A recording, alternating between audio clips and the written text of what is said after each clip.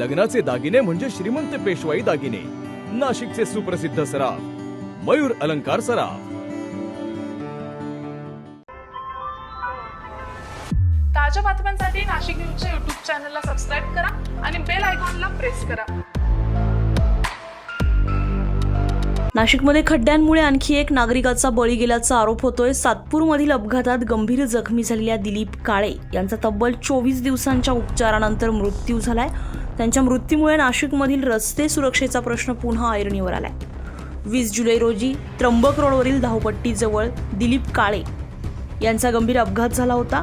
या अपघातात त्यांच्या डोक्याला आणि छातीला गंभीर दुखापत झाली होती.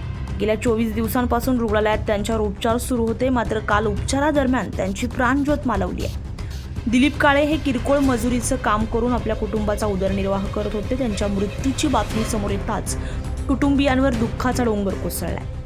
आम्ही माझे मिस्टर, मी आणि माझी बहीण आम्ही पेशंटला बघायला कॉलेज चाललो होतो. आणि जाता जाता रोड क्रॉस करता करता आम्ही साईडला उभे होतो. ते मध्येच चिरले होते, रोड क्रॉस करत होते आणि दोन्ही बाजूचे वळण ते चुकवत होते. पण तिथं 2 खड्डे होते, एक ह्या बाजूने होता, एक ह्या बाजूने. आणि तिकडून मोटरसायकलवाला आला आणि तो खड्डा वाचवता ते खड्ड्यातून वर निघाला आणि माझ्या मिस्टरांना धडक दिल्या दिल्या माझे मिस्टर खाली कोसळले आणि तिथं मोठा दगड होता. त्या दगडावर डोकं आपटलं आणि गंभीर त्यांच्या डोक्याला मार लागला. आम्ही तेवढ्या याच्यामध्ये आम्ही कराड हॉस्पिटलला नेलं. त्यांना तिथे एक उलटी पण झाली. कराड हॉस्पिटलवाल्यांनी सांगितलं यांचं CT स्कॅन करा. CT स्कॅन केल्यावर त्यांच्या डोक्याला गंभीर मार लागलेला होता आणि ते लगेच बोलले का यांना आता लगेच ऑपरेशनची गरज आहे, म्हणून तुम्ही कुठेही यांना घेऊन जावं. त्यांनी हॉस्पिटल दिलं आम्हाला साईबाबा. आम्ही तिथे साईबाबाला घेऊन गेलो. तर आमची परिस्थिती तेव्हा बोलायसारखी नव्हती, कारण ते खूप सिरियस होते. त्याच्यामुळं पोलिसांना आम्ही काही व्यवस्थित सांगू शकलो नाही, कारण आम्ही घाबरलेलो होतो. पोलिसांनी व्यवस्थित नोंद केली नाही. तर माझं एक म्हणणं आहे, माझे घरवाले तर गेले, माझा परपंच एकदम हातावरचा होता. भाजीपाल्याचा धंदा करत होते आणि आम्ही त्यांच्यावरच जगत होतो. आता आमच्या घरात कळतं कोणीही नाही.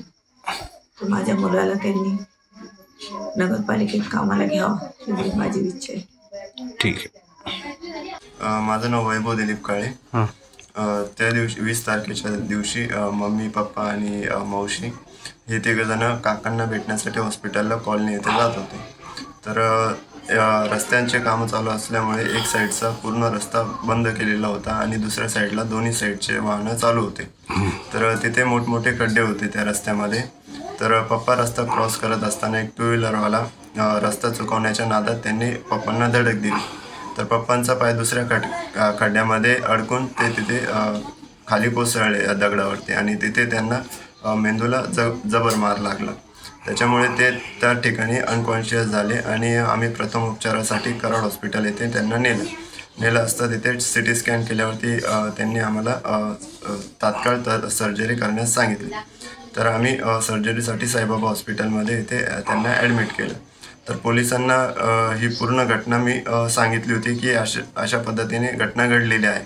तर पोलिसांनी फक्त पंचनाम्यामध्ये ॲक्सिडेंट अपघाताचीच नोंद तिथे केली होती. पण आमची मानसिक परिस्थिती त्यावेळेस तशी नसल्यामुळे आम्ही पंचनामा पूर्ण वाचला नाही व्यवस्थित. तर मग त्यांनी तिथे फक्त अपघाताचीच नोंद केली असली आणि खड्ड्यांमध्ये त्यांचा पाय सटकून त्यांचा डोक्याला मार लागल्याची नोंद तिथे केली नाही त्यांनी. आता आमची मागणी एवढीच आहे की आमच्या घरात करता माणूस गेल्यामुळे आम्हाला एक महानगरपालिकेमध्ये एक जागा द्यावी कामासाठी. कुटुंबाच्या आर्थिक परिस्थितीला हातभार लागावा यासाठी महानगरपालिका कर्मचाऱ्यांकडून आर्थिक मदत करण्यात आली असून नागरिकांनीही कुटुंबाला मदत करण्याचं आवाहन करण्यात येत आहे. दरम्यान सातपूर परिसरातील अपघातांची मालिका आणि रस्त्यांच्या सुरक्षेचा प्रश्न पुन्हा एकदा गंभीरपणे समोर आलाय. तर नाशिकमधील खड्ड्यांमुळे नाशिकमध्ये हा 7वा बळी ठरतोय. नमस्कार, मी सविता रवींद्र काळे, प्रभाग क्रमांक 11ची नगरसेविका आहे. महिन्याभरापूर्वी दिलीप दामोदर काळे यांचा जो ॲक्सिडेंट झाला होता त्या संदर्भात ॲक्सिडेंट झाला होता. त्यांचे काल दुर्दैवी असा अंत झाला. त्यांचा ॲक्सिडेंट आपले सातपूर राजवाडा विक्टर स्टॉप इथे झाले असतात. ते त्यांच्या परिवाराबरोबर कोणातरी बघायला चालले होते. तर त्याच्यानंतर ते रस्ता क्रॉस करत असताना तिथं पूर्ण खड्डे होते. एका बाजूने एकाच रस्त्याने सगळ्या गाड्या चालल्या होत्या, त्याच मार्गाने ते चालले होते. तिकडून येत असताना दोन्ही बाजूनी खड्डे होते.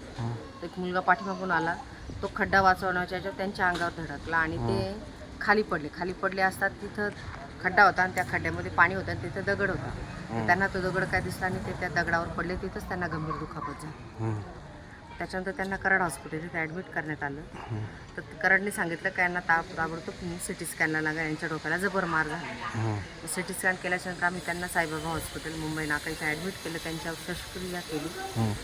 तर ती सक्सेस काय झाली नाही. आज काल त्यांना महिना झाला तसे ते ॲडमिट होते, पण काल त्यांचा निधन झालं. त्यांच्या परिवाराला मदत करण्याचे योग्य असं महानगरपालिकेने त्यांच्या मुलाला महानगरपालिकेमध्ये रुजू करावं, जेणेकरून त्याच्यावर उदरनिर्वाह होईल. कारण की ते जे मामा होते ते भाजीपाल्यावर त्यांचं पूर्ण परिवार चालायचा. आज ते मामाच राहिले नाही, तर त्यांचा जो मुलगा आहे त्याला महानगरपालिकेमध्ये रुजू करावे अशी त्यांच्या परिवाराची व आम्ही स्थानिक नगरसेवकांची मागणी आहे. पण पोलीस ठाण्यामध्ये अपघाताची सत्य परिस्थिती का? पोलिसांनी का तसं लिहिलंय ते काय मी सांगू शकत नाही, कारण की त्यांची परिस्थिती नव्हती परिवाराची त्यावेळेस. ते गेले, त्यांनी ॲक्सिडेंटची नोंद केली आणि ते परिवारासाठी, कारण की त्या मामा पूर्ण अनकॉन्शियस होऊन गेलेले होते. त्यांना पेशंट लक्ष देणं गरजेचं होतं. त्याच्यामुळे त्यांनी काय एवढं लक्ष दिलं नाही. पण पोलीस स्टेशनला सांगताना त्यांनी हेच सांगितलं होतं का खड्ड्यामुळे त्यांचा ॲक्सिडेंट झालेला आहे म्हणून. आता पोलिसांनी का तसं लिहिलं ते का मी सांगू शकत नाही, पण मी जाऊन नक्कीच 100% चौकशी करेल का त्यांनी अशी कंप्लेंट का केली म्हणून. ओके, ठीक. दिलीप काळेंच्या मृत्यूमुळे नाशिकमधील रस्ते आणि खड्ड्यांचा प्रश्न पुन्हा एकदा चर्चेत आलाय. आता प्रशासन या वाढत्या अपघातांना आळा घालण्यासाठी ठोस उपाययोजना कधी करणार हा प्रश्न उपस्थित होतोय. संजय परमार, नाशिक न्यूज, नाशिक.